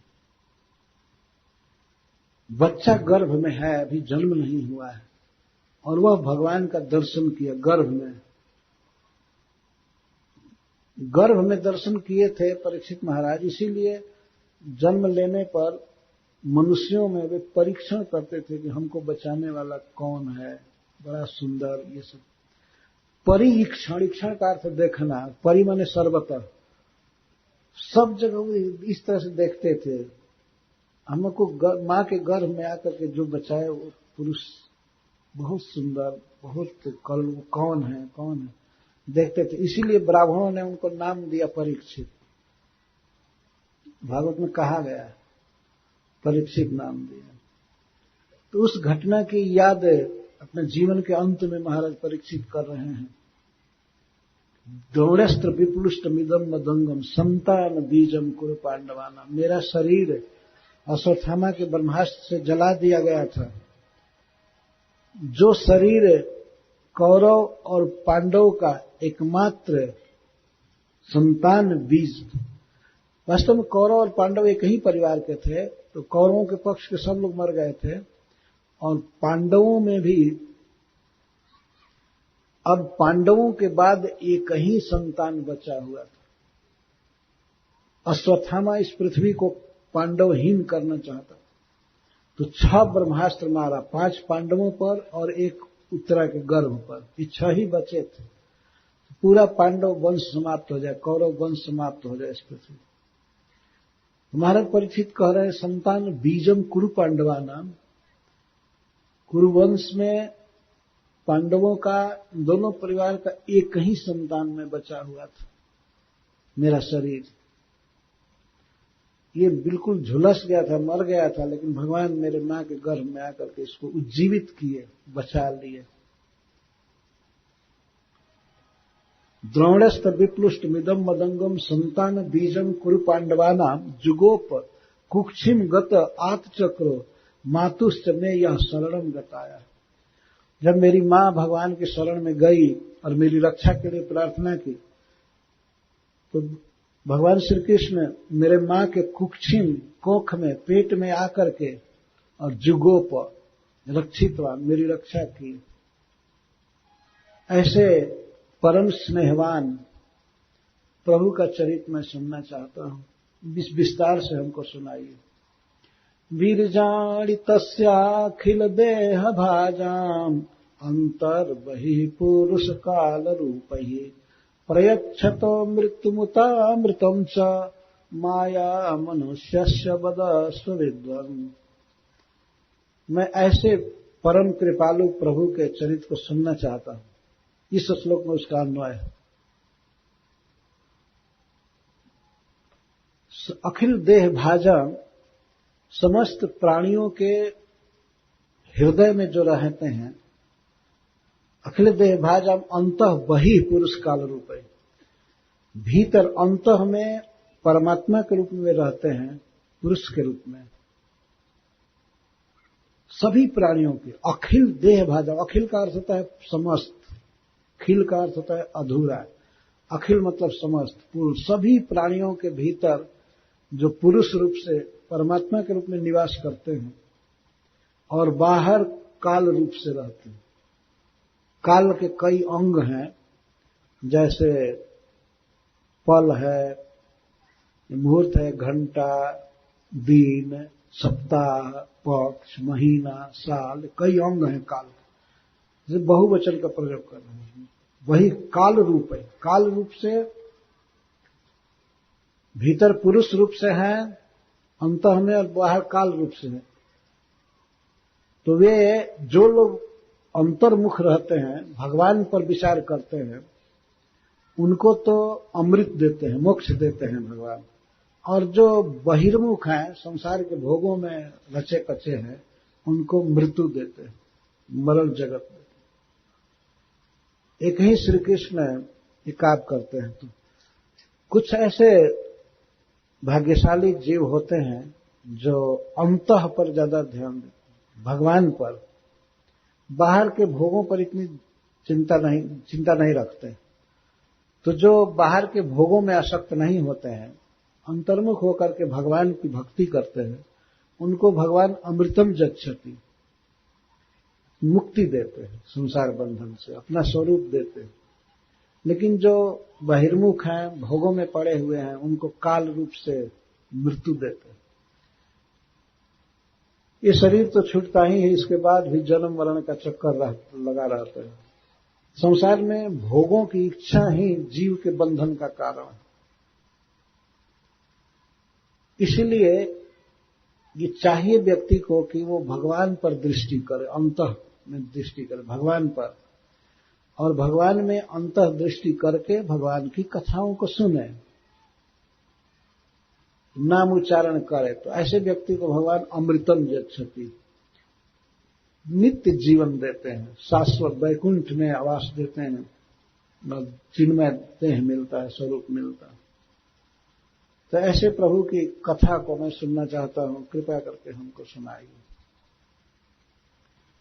तबे अब सुखदेव गोस्वामी ये प्रश्न कर सकते हैं, महाराज परीक्षित, मैं कहां से चालू करूं? कृष्ण लीला तो अथाह है।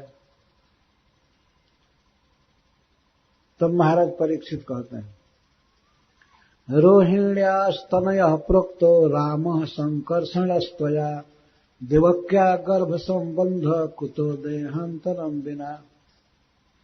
जब आप देवकी के पुत्रों को गिना रहे थे, रोहिणी के पुत्रों को गिना रहे थे, तो उसमें भी आप बलराम जी को गिनाया कि वे रोहिणी के पुत्र हैं।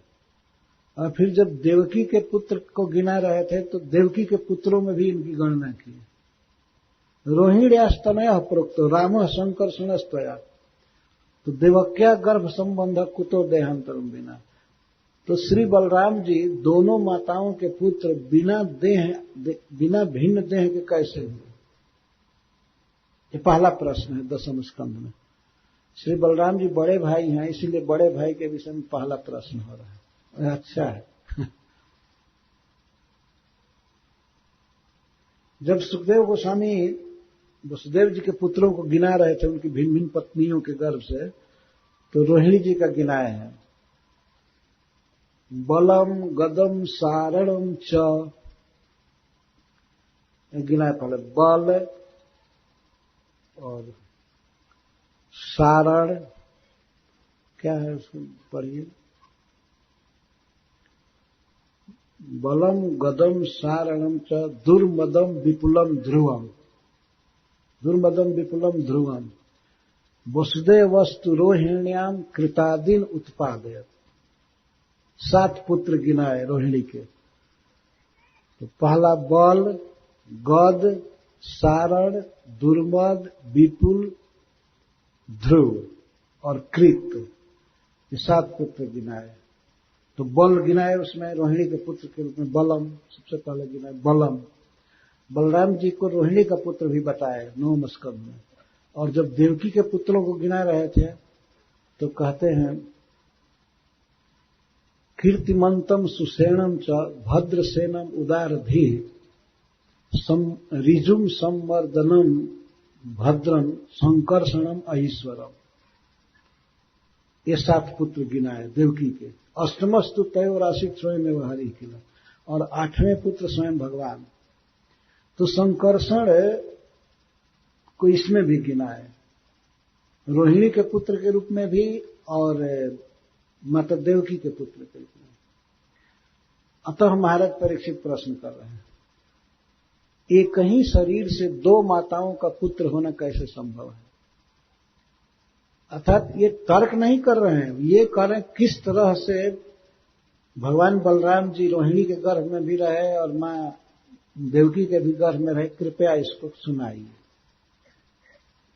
इस संसार में क्या कोई ऐसा व्यक्ति है कि एक ही शरीर से 2 माता के गर्भ में रह करके आया हो? अगर आजकल का डॉक्टर ऐसा करना चाहे, बच्चा पेट फाड़ करके निकाल लेते हैं, लेकिन दूसरे के गर्भ में डाल नहीं सकते। डालने पर वो मां और बच्चा दोनों मर जाएंगे, है ना? आज तक ऐसी घटना नहीं सुनी गई कि एक बच्चा 2 माताओं के उदर में रहा हो। लेकिन श्री बलराम जी साक्षात भगवान हैं, कृष्ण के ही द्वितीय स्वरूप हैं। तहार द्वितीय देह श्री बलराम। वो पहले रोहिणी के गर्भ में थे, तो स्वयं भगवान ने कहा जोग माया से कि हे देवी, तुम ब्रज में जाओ। गोलोक से भगवान आदेश दिए, तुम ब्रज में जाओ। ब्रज में नंद महाराज रहते हैं, उनके यहाँ वसुदेव जी की भारजा रहती है रोहिणी। रोहिणी के गर्भ में मेरे ही अंश, जिनको अनंत कहते हैं, वे रहते हैं। तो उनको बड़े आदर के साथ माता रोहिणी के गर्भ से लेकर के देवकी के गर्भ में कर दो। नहीं, देवकी के गर्भ से लेकर रोहिणी के गर्भ में करो, ये कहे। पहले बलराम जी देवकी के गर्भ में आए थे 7वें गर्भ के रूप में। तो जब जोग माया ने 7वें गर्भ को लेकर के रोहिणी के गर्भ में कर दिया, तो मथुरा में लोगों को पता लगा कि इस बार गर्भ उत्पन्न ही नहीं हुआ। तो 6 गर्भ को मारने के कारण कंस को गाली दे रहे थे अपने अपने घरों में लोग कि महाहत्यारा है, ये दुष्ट है, देवकी के पुत्रों की हत्या कर दिया। लेकिन 7वां अदृश्य हो गया। कोई स्त्री गर्भवती हो और समय भी आ जाए प्रसव का, प्रसव न करे और इसके बाद कुछ पता ही नहीं चले कि गर्भ कहाँ गया, तो मथुरा में लोगों ने ऐसे हल्ला किया कि ये साला किसी तांत्रिक के द्वारा गर्भ को उड़ा दिया। कंस को गाली दे रहे थे सब लोग। ये पापी ये सोचा कि गर्भ मारूंगा तो हमारी निंदा होगी, इसलिए किसी तांत्रिक के द्वारा मंत्र से इसको उड़ा दिया। सब लोग यही कह रहे थे। अभी बेचारा कंस इस विषय में कुछ नहीं जानता था क्या हुआ। लेकिन हमारे यहाँ एक कहावत है कि नामी बनिया बदनाम चोर। जब किसी बनिया का नाम हो जाता है तो लोग उसी के पास खरीदने जाते हैं, भले वो ठीक से सामान न दे, लेकिन पहले का नाम हो जाता है तो उसी के पास लोग जाते हैं। और बदनाम चोर, कोई चोर बदनाम हो गया है कई चोरी में, तो अगर कोई चोरी न किया हो फिर भी लोग उसी को कहेंगे कि यही किया, बस उसी का काम है। तो देवकी का गर्भ अदृश्य हो गया, वो तो ब्रज में चला गया, रोहिणी के गर्भ में। तो सब लोग मथुरा में अपने घर में कंस के पास सामने में ही अपने घरों में खूब गाली देते थे, हे भगवान इस पर वज्रपात हो जाए, मर जाए, महापापी, घोर नरक में रौरव में जाए, कुंभीपाक नरक में गिरे। अपने घर में तो कोई कुछ भी कह सकता है, इस तरह से साफ देते थे।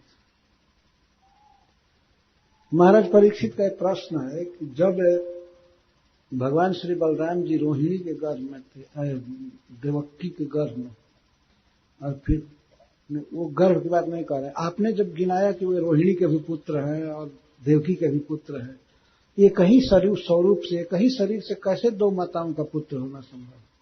देवक्या गर्भ संबंध कुतो देहांतरम बिना। ये 10वें स्कंध में भगवान की लीला पर पहला प्रश्न है, बहुत क्लियर प्रश्न है। तो दूसरा प्रश्न है, कस्मान मुकुंदो भगवान पितृगेहात् ब्रजम गतः, पितुर्गेहात् ब्रजम गतः, क्व वासम ज्ञात भी साधम कृतवान सात्वताम पति। भगवान श्री कृष्ण जन्म लिए मथुरा में, तो वे अपने पिता के घर को छोड़कर ब्रज में क्यों गए? ये भगवान की अद्भुत लीला है। भगवान श्री राम का जन्म जहां हुआ वहीं पाले पोसे गए, बाद में वन में गए थे, है ना। वो बचपन की लीला की अयोध्या में सब जगह, या जहां जो अवतार होता है तो बचपन में वहां रहा। लेकिन ये अवतार अद्भुत है कि जन्म लेते ही ट्रांसफर किए गए गोकुल, और जन्म भी कहां लिए? मुकुंद भगवान है, सबको मुक्ति देने वाले, वे कारागृह में जन्म लिए।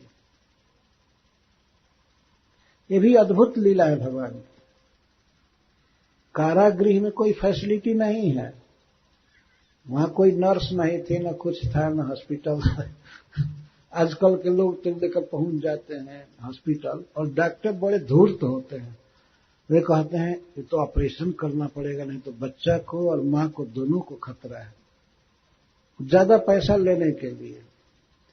पहले सब घटनाएं क्यों नहीं होती थी? किसी भी माता का प्रसव होता था, बच्चा हो जाता था अच्छा तरह। लेकिन आजकल तो 100% तो मैं नहीं कह सकता, लेकिन कुछ घटनाएं हैं जो अधिक पैसा के लिए धूर्त लोग बोला करते हैं कि ऑपरेशन कराना पड़ेगा।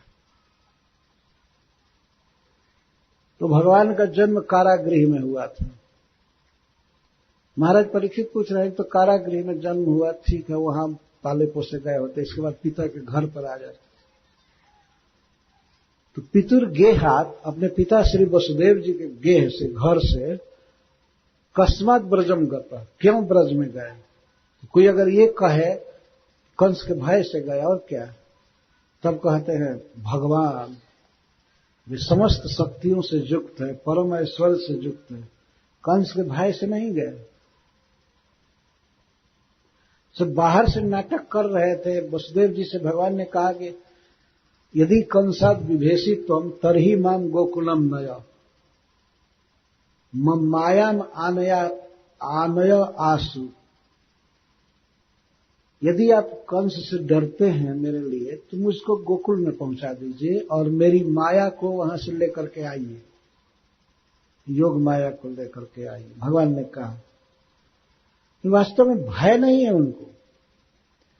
एक भगवान ही है इस संसार में जिनको किसी से कोई भय नहीं है, और भगवान के अलावा कोई ऐसा नहीं है जिसको भय न हो किसी न किसी से। कंस से भय नहीं था, फिर भी वे गए। क्यों गए? कस्मान मुकुंदो भगवान पितुर्गेहात् ब्रजम गता, पिता के घर से क्यों गए और ब्रज में क्यों गए? इन सब का उत्तर आएगा। क्यों गए? ब्रज में प्रेममय विहार करने के लिए गए। वास्तव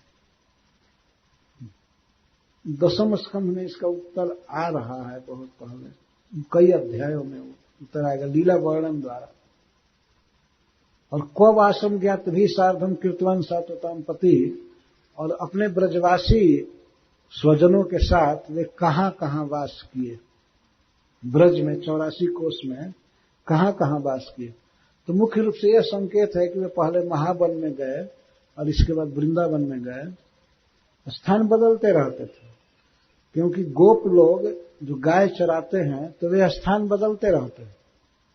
ये कहीं जगह सारी गाय रखेंगे तो घास चर करके खत्म कर देंगे, पानी की समस्या होगी, तो वो लोग गौओं को ले ले करके डेरा बदलते रहते। तो महाराज परीक्षित पूछ रहे, कब आश्रम ज्ञात भी साधन, अपने गोपों के साथ स्वजनों के साथ कहां कहां वास किए। कभी काम वन में वास किए, कभी महावन में, कभी वृंदावन में। अब वृंदावन में भी कभी गिरिराज जी के तलहटी में रहे, जैसे गिरिराज धारण करना था तो राधा कुंड के पास एक गांव है, वहां रहे थे। यह भी बहुत महत्वपूर्ण प्रश्न है, कहां कहां वास किए ब्रज में। ब्रज का एक एक इंच परम महिमामय है, परम महान है, तो वहां पर आवास के विषय में प्रश्न कर रहे हैं। ब्रजे वसन किम करोन मधुपुरज्याम च केशवः, और ब्रज में रह करके कौन कौन काम, क्या क्या लीला किए। ब्रजे वसन किम करोन, ब्रज में वास करते समय क्या क्या लीला किए। और मधुपुरज्याम च वसन किम करोन, और मधुपुरी में रह करके भगवान क्या क्या लीला किए।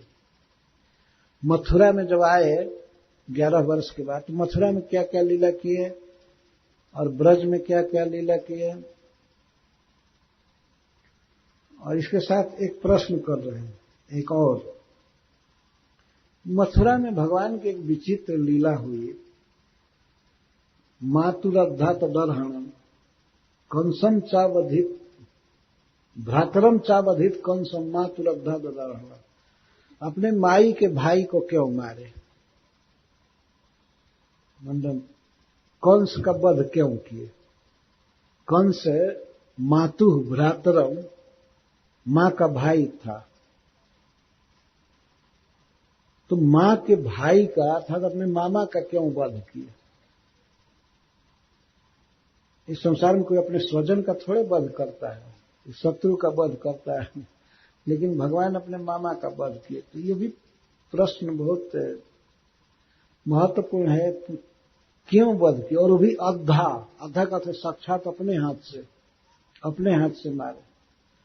कंस को मारने में भगवान ने किसी अस्त्र का प्रयोग नहीं किया, उसका केस पकड़ करके ऊंचे मंच से अखाड़ा में पटक दिया और उस पर कूद पड़े और मर गए। लेकिन डायरेक्ट मारना हुआ ना, अस्त्र से मारे, किसी से मारे। तो कहने का अगर मामा खराब भी था तो दूसरे से मरवा दिए होते या विष दिलवा दिए होते, कुछ स्वयं क्यों मारे। अतदर्हणम, वास्तव में वह इस काम के योग्य नहीं होता है, मामा का वध नहीं करना चाहिए। पर भगवान क्यों किए, इसका अर्थ है कि वे सुनना चाहते हैं कि कंस किस तरह से पाप किया जिसके कारण भगवान को मारना पड़ा। सारी लीला के विषय में प्रश्न है। कंस का वध मथुरा में हुआ था, तो मथुरा में वो ये लीला क्यों की। देहम मानुष माश्रित्य कति वर्षाणि वृष्णि भी जदुपुरजम, क्या है, जदुपुरजम सहावासिक पत्न्यः कत्य भवन प्रभु। अपना मनुष्य विग्रह प्रकट करके भगवान द्वारवती में, द्वारका जी में कितने वर्ष रहे, कति वर्षाणि। और भगवान की पत्नियां कितनी थी। इस अवतार में एक और विशेषता है कि भगवान बहुत पत्नियां बनाए। केवल संख्या नहीं सुनना चाहते, कहते कति पत्नियां अभवन, कितनी पत्नियां हुई। ये पूछ रहे हैं किससे कैसे कैसे विवाह हुआ और कैसे भगवान गृहस्थी का निर्वाह करते थे, ये सब सुनाइए हमको। तो 3 जगह का प्रश्न हुआ, एक तो बलराम जी के विषय में प्रश्न हुआ और 3 स्थान के विषय में। गोकुल में अर्थात ब्रज में क्या किए, मथुरा में क्या किए और द्वारका में क्या किए। 3 ही स्थान मुख्य है भगवान के लीला का। और भी स्थान है जैसे कुरुक्षेत्र है, लेकिन कुरुक्षेत्र को द्वारका में रह करके वो जो लीला किए थे कुरुक्षेत्र में, उसमें समाहित कर लिया। तो गोकुल में, मधुपुरी में और जदुपुरी में, जदुपुरी मतलब द्वारका में, वे क्या क्या लीला किए। एक तत् अन्यच्च,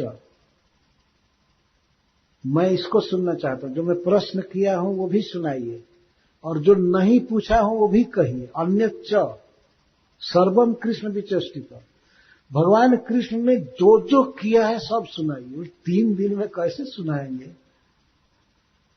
लेकिन यह उत्कंठा है। मथुरा में क्या, गोकुल में क्या किए, मधुपुरी में क्या किए और जदुपुरी में क्या किए, ये सुनाइए। भगवान किस किस तरह से विवाह किए, किस तरह से लीला किए, सब। एक तत् अन्यच्च, यह सुनाइए जो मैं पूछा हूं, और अन्यत का अर्थ है जो मैं नहीं पूछा हूं वो भी सुनाइए। जो पूछा हूं वो भी सुनाइए, जो नहीं पूछा हूं वो भी सुनाइए, और चकार से आप जो भी जानते हैं सब सुनाइए। 4 शब्द से। और एतद अन्यच्च सर्वम में मुने कृष्ण विचेष्टितम वक्तुम अर्हसि सर्वज्ञ सद्दधानाय विस्तृतम। आप सर्वज्ञ हैं, आप मुनि हैं, हम तो पूछना भी नहीं जानते हैं, हम जो पूछे उसको सुनाइए, जो नहीं पूछे हैं उसको सुनाइए। आप सर्वज्ञ होने के नाते जो जानते हैं कृष्ण के विषय में सब सुनाइए, और वो भी विस्तृतम, विस्तार से सुनाइए। सद्दधाना, मैं सुनने का श्रद्धालु हूं, मैं सुनने के लिए तड़प रहा हूं, आप हमको सब सुनाइए। और विस्तृतम, महाराज परीक्षित बार बार कह रहे विस्तृतम। 9वें स्कंध में कृष्ण लीला का वर्णन किए सुखदेव गोस्वामी, तो महाराज परीक्षित को ऐसे लगा किसी महाप्यासे व्यक्ति को एक सीकर दिया गया, सीक से बोर करके पानी में, और जो छिड़का जाता है तो उसका बिंदु बनता है, उसको सीकर कहते हैं। कोई व्यक्ति प्यासा है जिसको 1-1.5 लीटर पानी चाहिए, उसको सीक का एक सीकर पिलाया जाए तो तृप्त होगा, और प्यास बढ़ जाएगी। तो ये दशा महाराज परीक्षित के, इसलिए बार बार विस्तरात, विस्तृतम, सर्वम कृष्ण विचेष्टितम, कृष्ण की सारी लीलाओं को सुनाइए। तो इस पर मान लीजिए सुखदेव गोस्वामी अगर कहें कि महाराज आप भूख और प्यास से व्याकुल हैं, पीड़ा है आपको, आप कैसे सुनेंगे कृष्ण की लीला, ये प्रश्न हो सकता है। खाए नहीं है, पानी नहीं पिए हैं, आपको दुख हो रहा होगा। नहीं नहीं नहीं, कोई दुख नहीं है, बल्कि सुख है। नैषाति दुःसहा क्षुन्माम त्यक्तोदमपि बाधते पिबंतम तन्मुखाम भोज च्युतम हरि कथामृतम। मैं त्यक्तोदम अपि, मैं जल भी छोड़ चुका हूं, भोजन छोड़ चुका हूं, जल छोड़ चुका हूं, फिर भी ऐसा छूत, यह भूख जो उस समय लगी थी, जब मैंने मुनि के गले में सर्प डाला था, उस समय जो भूख लगी थी, उसके बाद मैं फिर पानी नहीं पिया था, पानी नहीं पिया, खाया नहीं, लेकिन फिर भी यह भूख हमें न बाधते, कोई बाधा नहीं दे रही है, क्योंकि मैं अमृत पी रहा हूं। जल छोड़ दिया हूं लेकिन अमृत पी रहा हूं, जो आपके मुख कमल से अमृत झर रहा है, मुखचंद्र से, उसे पी रहा हूं। पिबंतम तन मुखाम भोज च्युतम हरि कथामृतम, मैं भगवान कृष्ण के कथामृत को पी रहा हूं। तो जब किसी व्यक्ति को अमृत मिल रहा है तो पानी की क्या जरूरत। मुझे कोई दुख नहीं है, भूख पीड़ा नहीं दे रही है। उस दिन इतनी पीड़ा दी थी भूख और प्यास कि मैं पूज्य ब्राह्मण के गले में मरा हुआ सांप डाला था, अमरस। वास्तव में महाराज परीक्षित के मन में ये दुर्विचार आया कि मैं इनकी कुटिया में आया हूं, आश्रम में, और ये जानबूझ करके आंखें बंद किए हैं कि हमको क्षत्रिय से, राजा से क्या मतलब है, भगवान का भजन करना है, हमारा तिरस्कार कर रहे हैं। इसलिए महाराज परीक्षित आश्रम से बाहर गए, देखे एक सांप मरा हुआ पड़ा था, तो धनुष के नोक से उठा करके ब्राह्मण के गले में डाल दिया। ये हमको माला नहीं पहनाया तो इसको ये माला पहना। तो उसमें इतनी भूख लगी थी, इतनी प्यास लगी थी कि महाराज को ऐसा प्रतीत होता था कि मैं मर जाऊंगा, मैं मर जाऊंगा। पानी मांगे तो वो भी बहुत पुरुष स्वर से बोला नहीं जा रहा था, जलम देही। वो तो समाधि में थे, मुनि भगवान की भक्ति में ध्यान में डूबे थे, वो सुने नहीं महाराज की बात। अगर वे ये जाने होते कि महाराज परीक्षित मेरे आश्रम में आए हैं तो उनका तो सबसे प्रिय अतिथि के रूप में स्वागत करते, लेकिन उनको तो पता नहीं था, मन अंतर्मुख था।